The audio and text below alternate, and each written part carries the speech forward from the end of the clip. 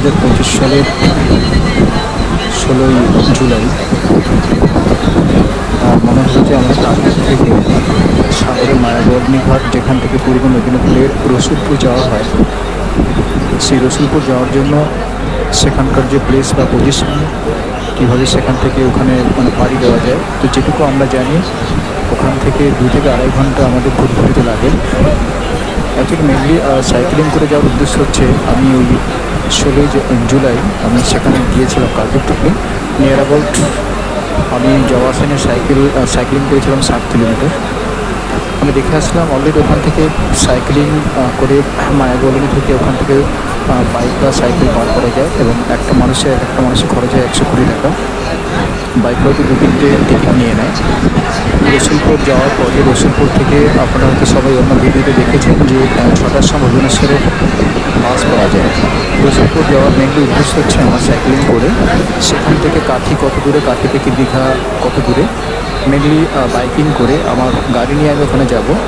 তো গাড়ি নিয়ে প্রথমে আমি 8 নম্বর লট নম্বর 8 সেখান থেকে ভ্যাসালে করে যাবো কুচুবিড়ি থেকে আমি ম্যাক্সিমাম 15 কিলোমিটার বাইকিং করে আমি মায়াগোলিনি ঘাটে যাব। সেখান থেকে সে ব্যাগটিকে ভুলগুলিতে তোলার পরে সেখান থেকে অলরেডি 2.5 থেকে 3 ঘন্টা নদী জার্নি হবে। তারপরে আমরা লাবো রসুলপুর থেকে আপনারা যারা চাইছেন খেজুরির দিকে যেতে পারেন। খেজুরি ওখান থেকে খুব কাছে, এবং খেজুরি থেকে আপনারা চাইলে নন্দীগ্রাম হয়ে অনেকে হলদিয়া টাউনশিপ সেখানেও পাড়ি দিতে পারেন। হলদিয়া টাউনশিপ থেকে কুকরাটি হয়ে ডায়মন্ড হারবার ফেরিঘাটে আবার কাকদ্বীপ ফিরে আসা যায়। তো আমি মেনলি যার জন্য আমি এই কালকে সাইক্লিংটা করলাম, পুরো ব্যাপারটা ক্লিয়ার হওয়ার জন্য। রসুলপুর থেকে আমি বাইকিং করে যাব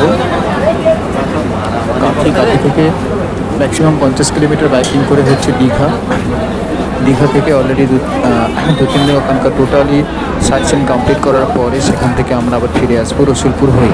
অর্থাৎ ওখান থেকে কাঁথি থেকে রসুলপুর থেকে আবার 2.5-3 ঘন্টা নদী জার্নি করে আমরা চলে আসবো মায়াগোলিনি ঘাট। সেখান থেকে হরিণডাঙ্গা হয়ে আবার কুচুবিড়ি আসার পরে কুচুবিড়ি থেকে ভ্যাসাল গাড়ি আমরা লট নম্বর 8। একটা কথা বলে রাখি, আপনারা অনেকে একটা মনে প্রশ্ন আছে যে ভাটা হলেই ভ্যাসাল চলাচল করে না, তখন বসে থাকতে হয়, কিন্তু এটা পুরোপুরি ভুল কথা।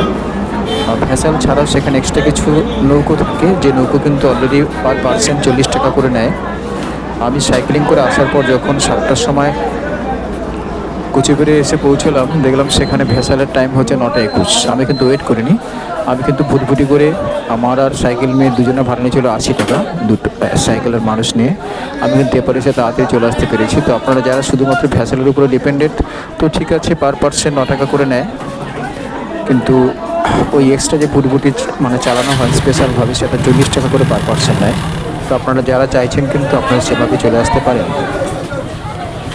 একটা কথা বলে দিই, রসুলপুর থেকে আপনারা যদি চান হিজলি শরীফ ওই প্লেসটায় কিন্তু যাওয়া যায়, আমার ইচ্ছা আছে। এবং হিজলি শরীফ কমপ্লিট করার পরে মন্দারমণি হয়ে আপনারা দীঘা যেতে পারেন, এবং দীঘা সাইটসিইং করার পরে সেখান থেকে চন্দনেশ্বর, উড়িষ্যা এবং পশ্চিমবাংলার বর্ডার চন্দনেশ্বরে পুজো দেওয়ার একটা প্ল্যানিং থাকে, সেটা অনেকের। সর্বোপরি আমি দেখেছি কাকদ্বীপ থেকে যদি আমি রসুলপুর হয়ে আমি দীঘায় পাড়ি দিতে পারি, আমার 75 কিলোমিটারের মধ্যে পুরো ট্যুরটা কমপ্লিট হচ্ছে। যাওয়া আসা নিয়ে 300 কিলোমিটার, মাঝখানে নদী যে 35 কিলোমিটার ডিস্টেন্স, আমি ওটা বাদ দিলাম। আমাকে বাইকিং করতে হবে বা সাইক্লিং করতে হবে 75 কিলোমিটার, যাওয়া আসা নিয়ে 150 কিলোমিটার। এই হচ্ছে পুরো রোডটা। এবং আমি কুচবিড়ি পাড়ি দেওয়ার পরে এই রাস্তা ধরে আমি কিন্তু রসুলপুর মায়াগোলিনি হাটের দিকে যাচ্ছি। সাগরের দুপারের দৃশ্য অনেকে হয়তো বাস জার্নিং করেন বলে ঠিকঠাক বুঝতে পারেন না, সাইক্লিং করলে সত্যিকারে সে কিন্তু আসল মজাটা পাওয়া যায়। রোডের দুপাশের ওখানকার গ্রাম্য পরিবেশ। আমি ভুল করে চলে গেছিলাম, আমি হরিণডাঙ্গা আমি চৌরাঙ্গীর মোড়ে চলে গেছিলাম। চৌরাঙ্গীর মোড়ে গিয়ে সেখানে কাউকে জিজ্ঞাসা করলাম মায়াগোলিনি ঘাট কত দূরে। উনি বললেন, দাদা আপনি আর পিছনের দিকে চলে যান, পিছনে গিয়ে হরিণডাঙ্গার যে ব্যারিকেড আছে, ব্যারিকেডের সাইড থেকে ডান দিকে বাগলে আপনার গোয়ালিনি ঘাট মাত্র 5 কিলোমিটার। আমি কিন্তু আবার ব্যাকে এসে ওখান থেকে ঢুকেছিলাম। তো আপনারা যারা আপনারা সাইক্লিং বা বাইকিং করবেন, আপনাদের চৌরাঙ্গি থেকে ডান দিকে ঘোরার কোনো দরকার নেই। হরিণডাঙ্গা থেকে আপনারা রাত দিকে বাগলেই কিন্তু 5 কিলোমিটারের মধ্যেই ওই ঘাটে পৌঁছতে পারবেন।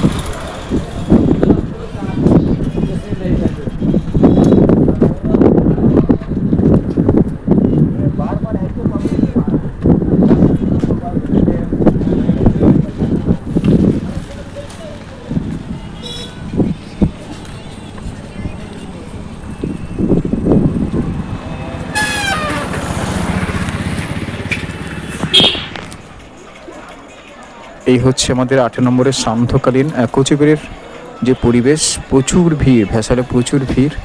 আমি ভ্যাসালে করে পাড়ি দিলাম না, আমি এই আমাদের ভুটভুটি করে পাড়ি দিয়েছি। ভুটভুটি করে আমাদের পার পার্সন 40 টাকা করে নিয়েছে। আমরা 15-20 জন ছিলাম, আমরা স্পেশালভাবে কিন্তু সেখান থেকে আমরা চলে এসেছি। মাঝপথে নৌকোটা চড়ায় আটকে গেছিল, কিন্তু যিনি মাঝি ছিলেন, ওনার যিনি সহচর যিনি ছিলেন, ও কিন্তু অলরেডি সে মাঝ নদীতে চড়ায় নেমে কিন্তু নৌকোটাকে ঠেলে দিয়েছিল, যাতে আমাদের যেতে কোনো অসুবিধা না হয়। কোচবিহারের সান্ধ্যকালীন এরকম ঠিক পরিবেশ, এটা আমি প্রথম দেখলাম। অনেকবার এসে কিন্তু সন্ধ্যার পরিবেশটা পাইনি। আলোগুলো এমনভাবে দেয়, হলুদ বর্ণের আলো চারদিকে প্রস্ফুটিত হচ্ছে। এই খেয়াঘাট থেকে প্রচুর ভিড়। এখান থেকে পাটনাপুর উদ্দেশ্যে পাড়ি দেবে। প্রচুর হিন্দুস্থানি দেখলাম। জানি না 16 জুলাই 2025 কোনো আলাদা করে কোনো দিন আছে কিনা, কোনো শুভ দিন আছে কিনা, যার জন্য হয়তো এত ভিড়। প্রচুর মানুষ কিন্তু এসছে। এই হচ্ছে আমাদের ভুটভুটি। আমরা ভুটভুটিতে করে পাড়ি দেবো কিছুক্ষণ পরেই।